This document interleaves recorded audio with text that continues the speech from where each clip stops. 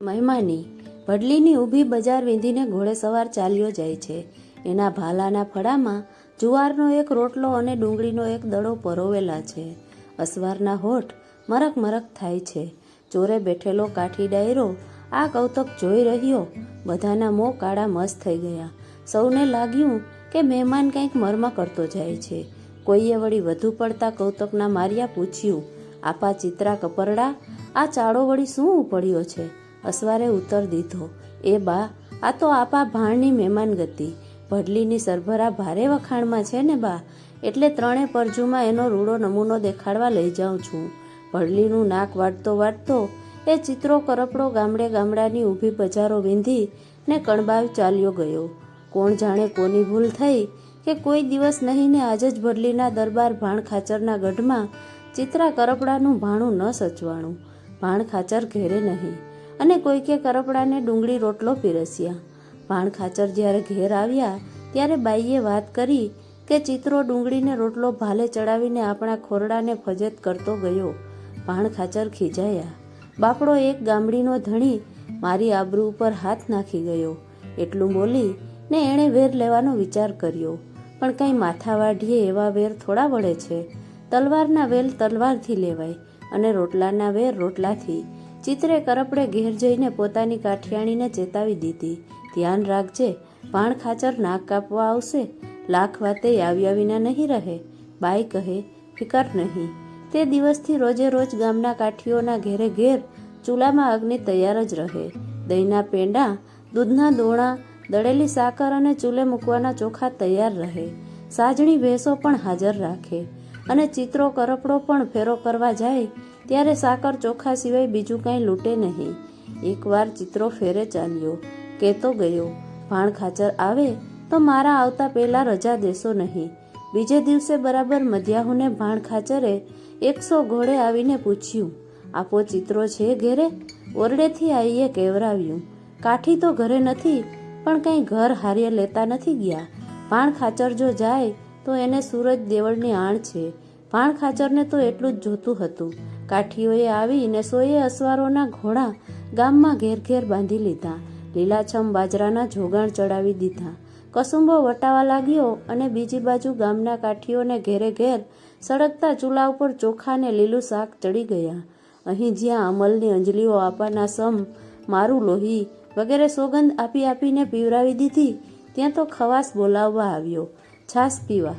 દરબારગઢની લાંબી ધોળેલી અને ચાકડા તોરણથી શણગારેલી ફૂલ જેવી પરસાળની અંદર રેશમી રજાઈઓ ઉપર 50-50 ભૂખ્યા કાઠીની પંગત સામસામી બેસી ગઈ. તાંસળીમાં ચોખા, સાકર અને દૂધ પીરસાણા. પડખે ઘઉંની ઘિયાળી રોટલીઓ મૂકાણી. તાણ કરી કરીને મહેમાનોને ગળા સુધી જમાડ્યા. પછી સીસમના ઢોલિયામાં પોઢણ, રોંઢે આંગળી જેવી જાડી ધાર થાય તેવા કસુંબા અને રાતે પાછી દૂધ સાકર ને ચોખા ઉપર ઝાપટ. અને એક દિવસ વીતીએ મહેમાન કહે, હવે શીખ લેશું.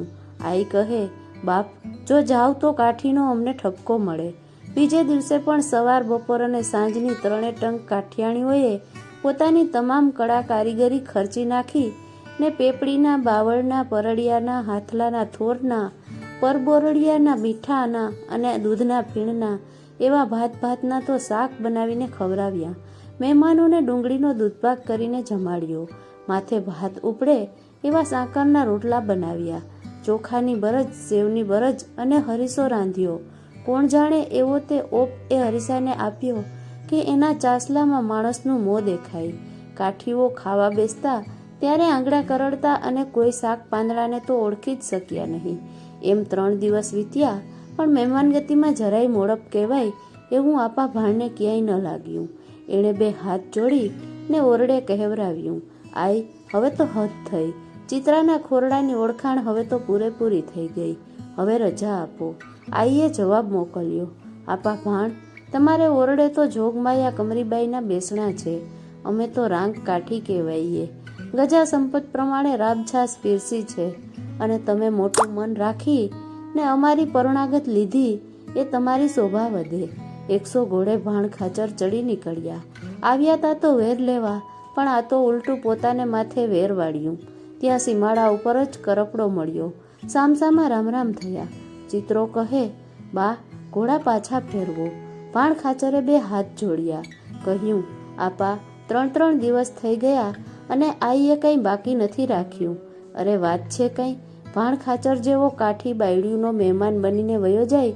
ભાણ ખાચરે બહુ આજીજી કરી. મર્મમાં જણાવી દીધું, આપા ઘરની પરીક્ષા તે ઘરની બાયડી જ આપે. પછી ત્યાં એક વાવ હતી. વાવને કાંઠે બેસી ને ચિત્રે કસુંબો કાઢ્યો. પણ કસુંબો લેવાઈ રહ્યા પછી કંઈક ગળ્યું જોઈએ. ઉનાળો ધોમ ધકતો હતો. સૌના ગળા શોષાતા હતા. શરબત કરવું હતું પણ ઠામ ન મળે. ચિત્રાને સાથે સાકરના 3-4 છાલકા હતા. લ્યો બા સૂજી ગયું એમ કહી એણે 4 છાલકાની સાકર વાવમાં પધરાવી. ડાયરો કહે, અરે આપા, હા, એમાં હા શું? ભાણ ખાચર જેવા મહેમાન ક્યાંથી? આખી વાવમાં શરબત થઈ ગયું. સૌએ પીધું. રામ કરીને ચાલી નીકળ્યા.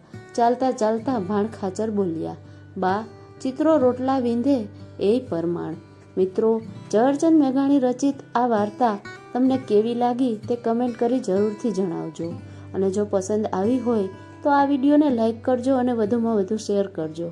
તથા આવા જ અન્ય વિડીયો જોવા માટે આ ચેનલને સબસ્ક્રાઈબ કરજો. ધન્યવાદ.